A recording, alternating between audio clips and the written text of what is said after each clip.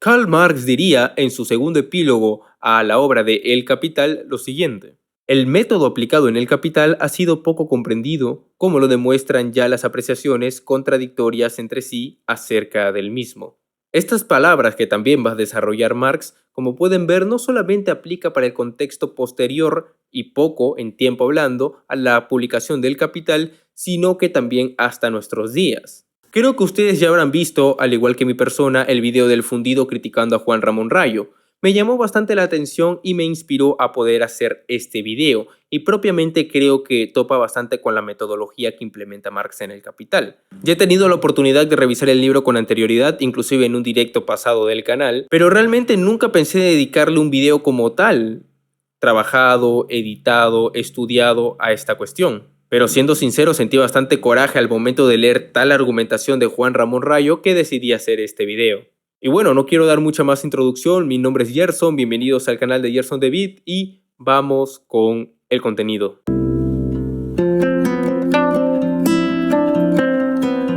Juan Ramón Rayo es un economista español que publicó hace poco un libro titulado Anti-Marx, crítica a la economía política marxista. En realidad daría para todo un video el explicar por qué este tipo de título es completamente incoherente y no tiene absolutamente nada que ver con lo que hace Marx, pero de eso no va a tratar la cuestión, ya que lo importante reside en la crítica que Rayo cree realizarle a Marx. Una crítica que en lo personal voy a mencionar no comprenden absolutamente nada el método expositivo de Marx, no comprenden nada el método dialéctico e inclusive en su exposición, que es la primera parte, expone la dialéctica de manera pero tan esquemática que ya parece lo que aquí en Perú conocemos como lo que nos exponen en las academias Acaduni o César Vallejo.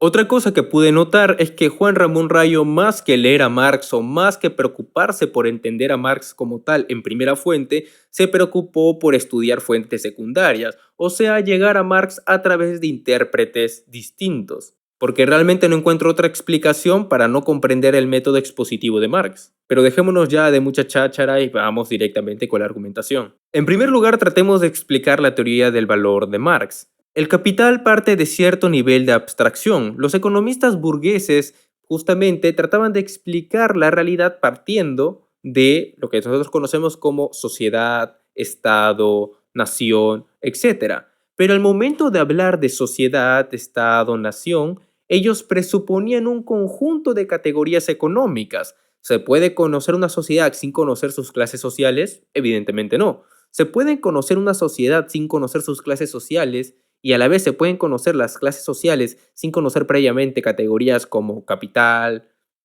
renta de la tierra. Evidentemente, no.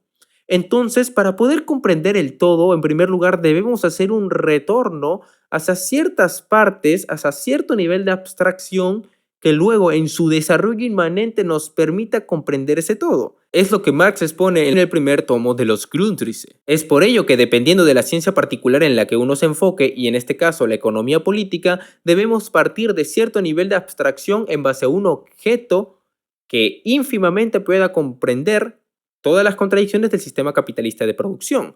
En realidad podemos partir desde el objeto que nosotros deseemos dentro de la economía política y necesariamente el análisis de dicho objeto nos llevará a ese desarrollo. Pero Marx parte evidentemente de la mercancía. Entonces, utilicemos la mercancía y nos preguntamos, ¿qué es la mercancía? Recordemos que tenemos que definir las cosas en base al estudio del objeto y no trayendo cosas desde afuera. No tratemos de forzar razonamientos. Una mercancía se presenta en su carácter contradictorio, en un carácter bifacético. Se presenta como valor y como valor de uso. ¿En qué sentido? Por ejemplo, una mercancía en este caso particular, yo podría tener un lapicero y este lapicero tiene un carácter bifacético. Su carácter bifacético se muestra en que es tanto un valor como es valor de uso. En primer lugar, es un valor de uso. ¿Por qué? Porque tiene cierta utilidad de la cual podemos disponer diferentes individuos. En este caso particular yo lo puedo utilizar para poder dibujar, otra persona lo puede utilizar como un arma, otra persona lo puede utilizar para morderlo, etcétera, etcétera, etcétera. Es un objeto útil, es una cosa útil, es un bien. Y justamente ese carácter de valor de uso que tiene este objeto, ¿en qué se fundamenta? pues se fundamenta en su aspecto cualitativo, se fundamenta justamente en su cualidad, en su materialidad. ¿Por qué? Porque si es que esto no fuera o no tendría los componentes materiales que posee, por ejemplo, el material de la tinta, yo no podría utilizarlo para poder escribir. Si es que este material no fuera puntiagudo, yo no podría utilizarlo quizás para defenderme. Si este material no fuera largo, por ejemplo, no podría utilizarlo quizás como algún instrumento de medición. Todo está dependiendo con respecto al valor de uso de la materialidad del objeto. Gerson, pero alguien puede utilizar quizás el lapicero por otras cuestiones, ¿no? Eso depende de cada quien. Claro, depende de cada quien, pero esa dependencia de cada quien igual se fundamenta en una cuestión material. Por ejemplo, si yo quiero utilizar un bastón para sostenerme, necesito de que sea de un material duro, de un material consistente. Y si deseo un bastón para poder jugar a golpearme con mi amigo, pues necesito que este bastón sea de goma. En resumidas cuentas, y para decirlo así, el valor de uso se fundamenta en la materialidad o en el aspecto cualitativo. Pero ya hemos dicho que se presenta un carácter contradictorio bifacético dentro de la mercancía, ya que este lapicero no simplemente funciona como un valor de uso, sino que también tiene otro carácter, que es el carácter de valor de cambio. Ahora bien, no solamente una mercancía tiene un carácter de valor de uso, sino también de valor. Y en este caso, el hecho de que este lapicero tenga valor permite que pueda ser no solamente utilizado, sino que bajo determinadas condiciones intercambiado por otro. Justamente el hecho de que una mercancía posea valor permite que sea intercambiable. Ojo, que el carácter bifacético de la mercancía es una cuestión meramente histórica para Marx. No significa que todo objeto sea un valor de uso y valor de cambio al mismo tiempo, ni significa que eternamente sea así. Es una cuestión histórica que depende de determinadas condiciones materiales. Recordemos que la producción mercantil desarrollada en su fase superior como el capitalismo permite este carácter bifacético del valor, en donde el aspecto principal de la contradicción la tiene el valor de cambio, aunque esas cuestiones ya lo vamos a desarrollar después. Ahora bien, nosotros tenemos valor de uso y valor como un carácter bifacético y contradictorio dentro de la mercancía. ¿Por qué es contradictorio? Porque justamente bajo determinadas condiciones aparece como valor de uso y bajo determinadas condiciones aparece como valor. Sigamos desarrollando la cuestión. Hemos visto que una mercancía con respecto a su valor de uso depende meramente de su aspecto cualitativo, de su cualidad, de su materialidad. Pero el valor, ¿cómo puede expresarse? ¿O en qué se fundamenta? Pues en primer lugar, para hablar de valor, no podemos referirnos meramente a una sola mercancía, sino que ese valor requiere de expresarse en otra. ¿Cómo hacemos esto? Pues bajo una comparación. En este caso particular podemos intercambiar, digamos, un lapicero por unas llaves. Y ese intercambio entre un lapicero por una llave, bajo este ejemplo, claro está, nosotros podríamos decir lo siguiente, que el valor del lapicero adquiere su expresión o manifestación en su relación con otra mercancía que es la llave y llegamos de valor a lo que nosotros comprendemos como forma de valor o valor de cambio. El valor de cambio existe como una relación social al igual que el valor. El valor no está en el objeto ni en este, ni en este. El valor está como una relación social, no existe materialmente, pero sí objetivamente. Lo mismo podríamos decir del valor de cambio, son simplemente relaciones sociales, algo que no comprendió Juan Ramón Rayo en su primer video, Crítica a la teoría del valor. Pero continuemos con la cuestión. Ese intercambio se hace en determinada magnitud y esa determinada magnitud es lo que nos va a llevar al problema en cuestión. Marx va justamente a responder que no existe entre esas dos mercancías ni en otras mercancías cualitativamente distintas, evidentemente, una materialidad común. ¿En qué se parece, por ejemplo, un lapicero a una llave, cualitativamente hablando? Uno puede decir el color, etcétera, etcétera, pero son cualitativamente distintos, en último término. Y justamente eso nos lleva, en base a esa contradicción, a saltar un aspecto distinto, al aspecto cuantitativo.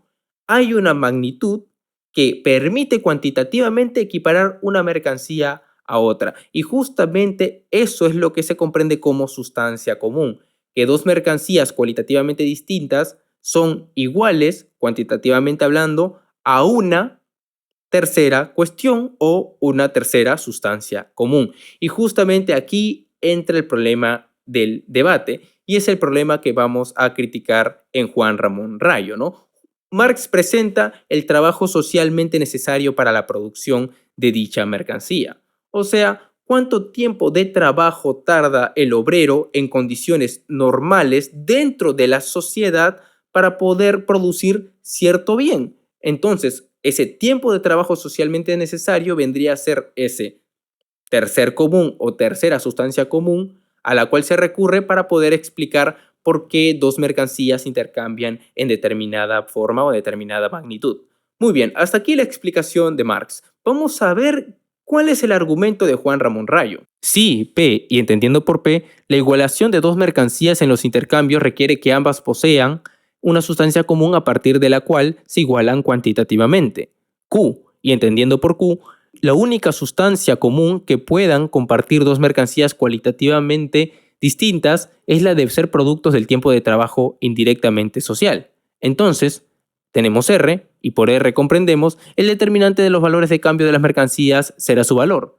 Esto es el tiempo de trabajo social. Bueno, ya de por sí aquí partimos completamente mal. ¿Y por qué? ¿Qué les dije al inicio? La cuestión del método. Juan Ramón Rayo no entiende absolutamente nada de lo que es el método dialéctico, y eso también quedó demostrado en una pequeña conversación de Twitter que pude tener con él, en donde demostró que malinterpreta la dialéctica en Marx como dialéctica en Hegel. Como diría Juan Pablo, muchos son hegelianos sin saberlo o sin haber leído a Hegel. Yo quisiera que Juan Ramón Rayo demuestre en qué momento Marx comenta, afirma, menciona que el método expositivo del capital es la lógica formal.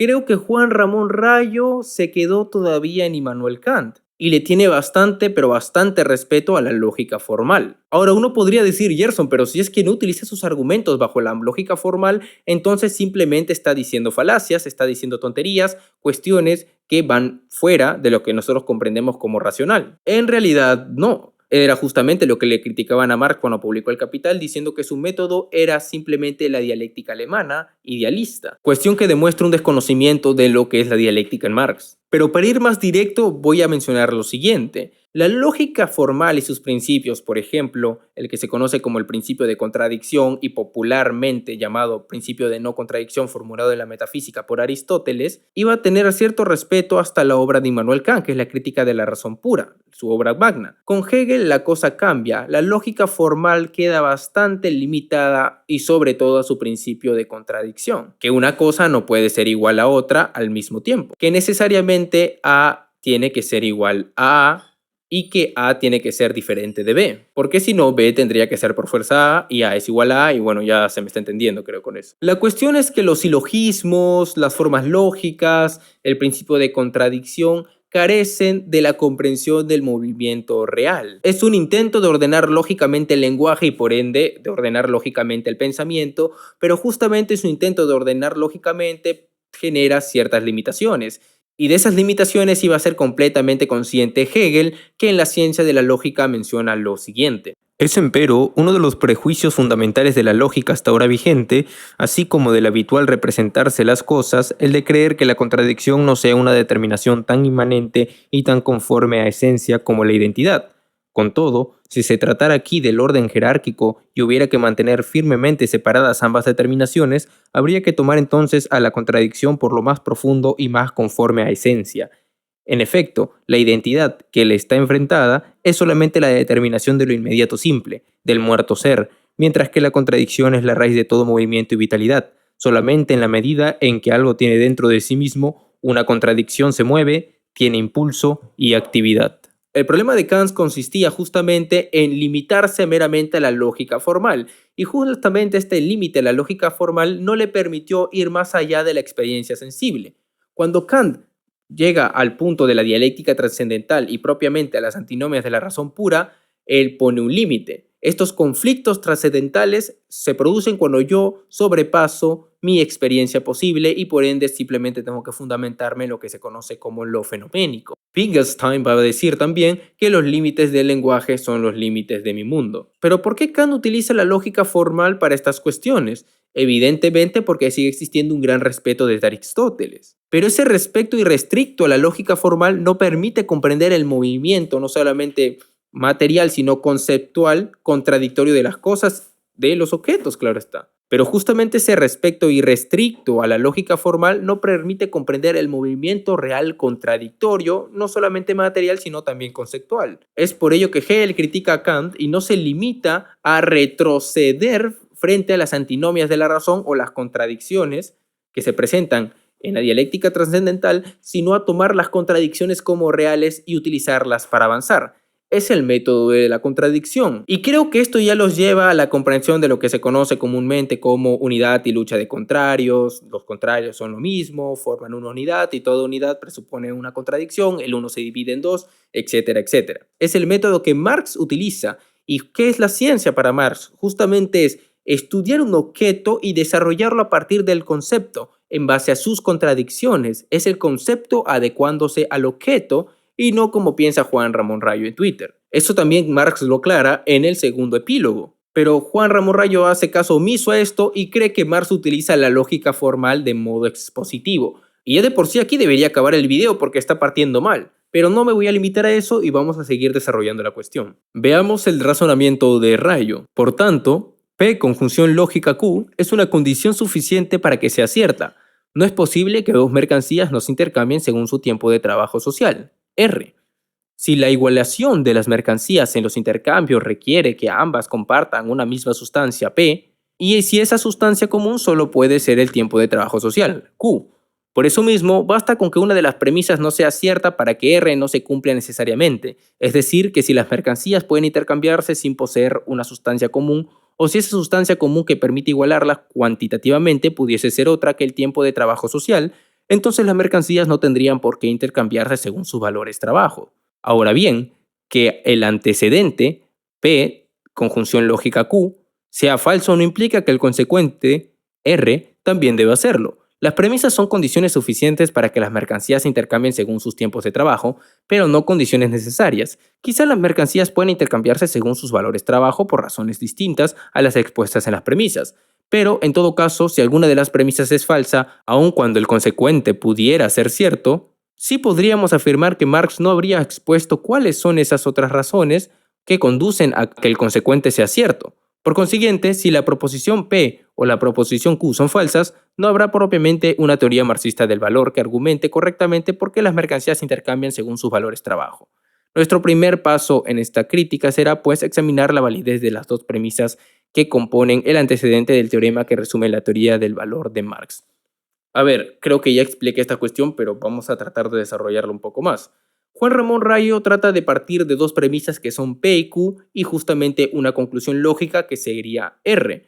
Si es que una de las premisas, o ambas en este caso particular, son falsas, evidentemente la conclusión de ese razonamiento sería también falso. Y claro, creo que esto es algo que todos sabemos de la lógica formal. Sin embargo, el método expositivo de Marx es contradictorio. Y es contradictorio justamente porque ese es el espíritu de la dialéctica, el espíritu de la contradicción en los objetos. La mercancía se presenta como un objeto contradictorio, y lo que hace Marx es estudiar esas contradicciones desarrollándolas hasta llegar al todo social, que sería ya propiamente las clases sociales en el tercer tomo. Creo que cuando Mao cita a Lenin con respecto a esta cuestión es bastante claro y bastante correcto. Hemos visto el carácter bifacético de la mercancía y cómo ésta entra en contradicción en base a su valor y valor de uso, y posteriormente este valor se expresa en forma de valor o valor de cambio en la comparación de dos mercancías.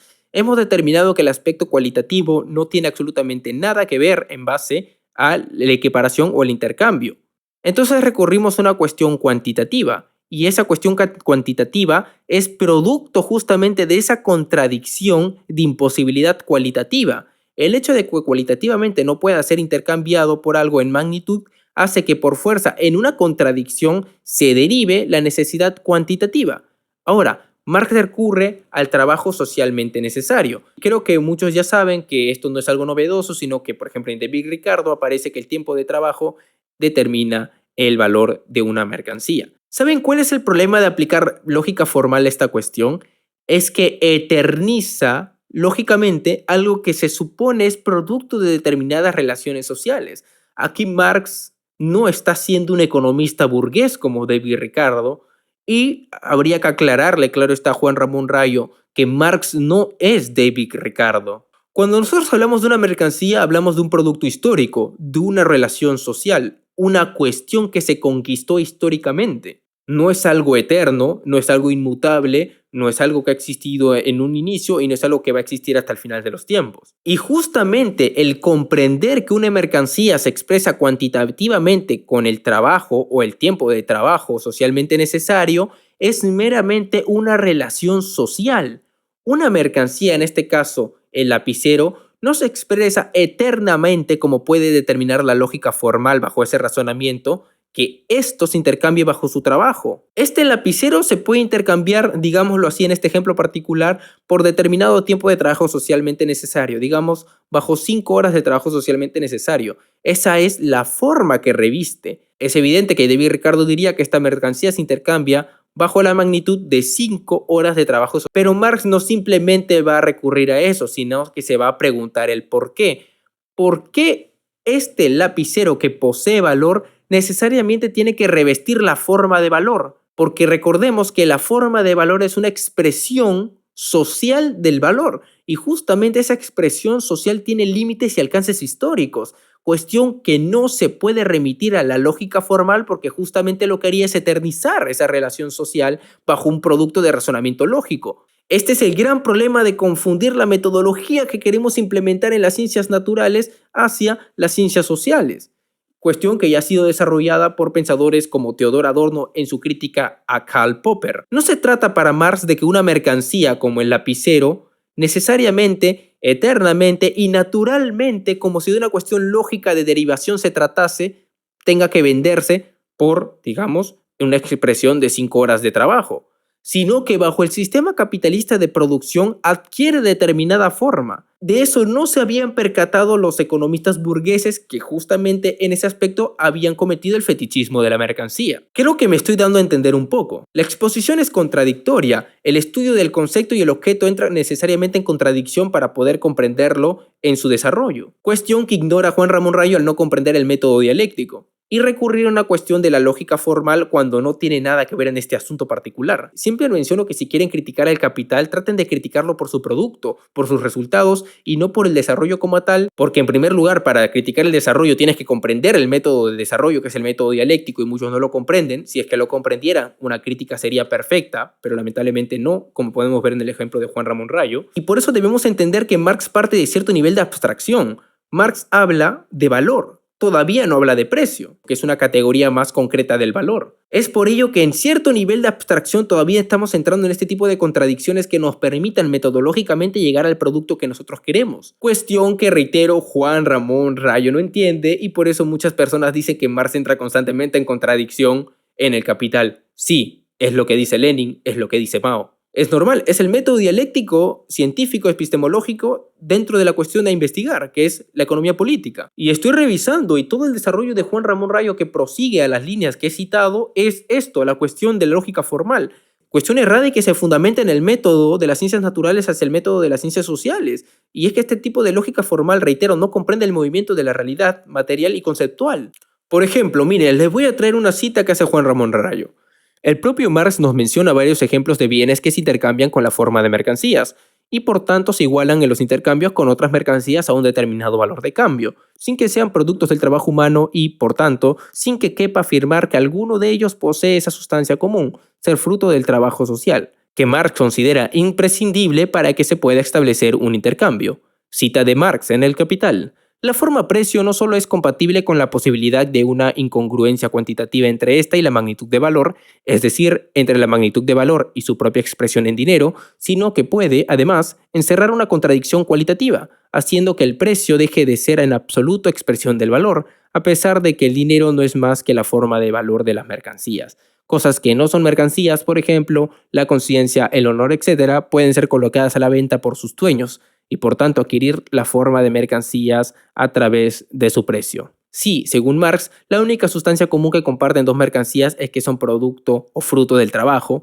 y, en este caso, reconoce que el honor no es fruto del trabajo, entonces implícitamente también está admitiendo o que pueden darse intercambios entre mercancías que no comparten ninguna sustancia común o que la sustancia común que comparten esas mercancías no es ser producto del trabajo humano. Es normal, es el método que permite llegar de lo abstracto a lo concreto. Reitero, no se está entendiendo por parte de Juan Ramón Rayo el método de Marx. El hecho de que una mercancía sea una relación social permite que entre en contradicción bajo esas relaciones sociales que se manifiesten. Reitero, criticar el producto y diferenciarlo del método de exposición. Y si se quiere criticar la metodología de exposición y cómo se va desarrollando la cuestión en base a contradicciones, primero comprender esa metodología de contradicciones, comprender la dialéctica, cosa que Juan Ramón Rayo, y voy repitiendo no sé cuántas veces, no comprende. Por ejemplo, una contradicción cuantitativa. Vayamos a la cuestión del lapicero y al precio. Este lapicero se puede vender por $1, sí, pero bajo la alteración cuantitativa de la oferta y la demanda puede venderse a más, quizás a $2, a $3, y ya pasando a otra moneda, quizás esto cueste $1, y bajo la alteración de la oferta y la demanda empiece a valer, digamos, $2, $3, $4, $5, inclusive hasta valer centavos. Puede pasar en base a la oferta y la demanda. Y justamente es algo que se comprende en la oferta y la demanda bajo relaciones sociales que alteran una relación social como una contradicción cuantitativa, una variación en cantidad, cuantitativamente hablando, el precio. Ahora, también existen contradicciones cualitativas y que Marx comprende muy bien. Si se puede vender el amor, si se puede vender el honor, si se puede vender la sinceridad, si se puede vender la cordura, el orgullo, puede vender el honor, el amor, la virtud, la conciencia, etc., es porque justamente aparece una contradicción cualitativa. Objetos que no han sido mediados por la fuerza de trabajo, pero que pueden adquirir cierta categoría de precio o que pueden tener en este caso un valor. Por ejemplo, si se puede vender por un precio la conciencia, la sinceridad, el amor, el orgullo, es porque aparece una contradicción cualitativa, que hay cosas que no han sido mediadas por el tiempo de trabajo socialmente necesarias, pero de todas maneras pueden venderse, tienen un precio. ¿Y por qué utilizo el término precio? Porque Juan Ramón Rayo no está leyendo bien la cita. Miren lo que dice Marx. Encerrar una contradicción cualitativa, haciendo que el precio deje de ser en absoluto expresión del valor, a pesar de que el dinero no es más que la forma de valor de las mercancías. Exactamente, esta contradicción cualitativa permite que el precio se desprenda del valor. Cuestión que aparece justamente, y esto lo comprenden los economistas, en el capital ficticio. Marx está hablando de precio, Juan Ramón Rayo, una contradicción que aparece con la categoría de precio. Cuestión que no comprendes porque evidentemente no comprendes el método de exposición dialéctico. En realidad se podría criticar todo el libro de Juan Ramón Rayo, pero está partiendo ya de cuestiones completamente erróneas y de esas cuestiones erróneas va a seguir desarrollando.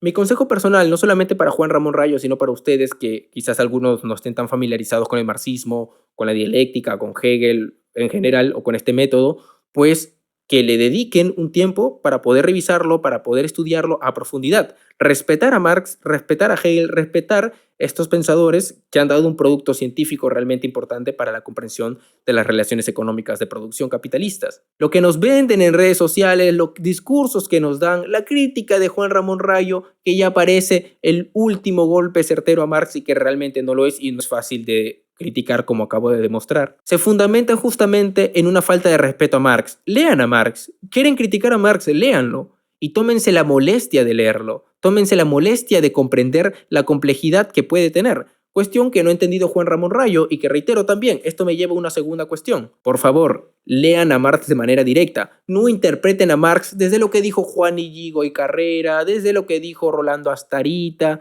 de lo que dijo tal autor y que se pongan a citar y a combinar un montón de autores, como lo hace Juan Ramón Rayo. No, lean a Marx de manera directa. No se fundamenten en lecturas secundarias. Eso podría decir. Y bueno, eso ha sido todo. Muchísimas gracias por haberme acompañado. Ya saben que si son nuevos pueden suscribirse, darle un me gusta al video si es que te gustó, comentar algo, ya sea a favor o en contra. Si es una crítica, por favor argumenta para poder responderte. Y nada más.